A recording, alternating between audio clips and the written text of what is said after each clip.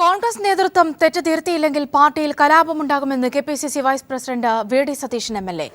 തെരഞ്ഞെടുപ്പ് തോൽവിയുടെ ഉത്തരവാദിത്തം 3 നേതാക്കൾക്കുമുണ്ടെന്നും യോജിപ്പില്ലാത്തതിനാലാണ് വീഴ്ച ഉണ്ടായതെന്നും സതീശൻ മാധ്യമങ്ങളോട് പറഞ്ഞു.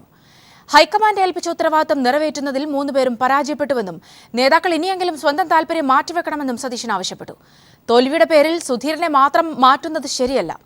സ്വാശ്രയ പ്രശ്നത്തിൽ തിരുവനന്തപുരത്ത് നടത്തിയ ഹർത്താൽ സ്വാശ്രയ സമരത്തിന്റെ ശോഭ കെടുത്തിയെന്നും സതീശൻ പറഞ്ഞു.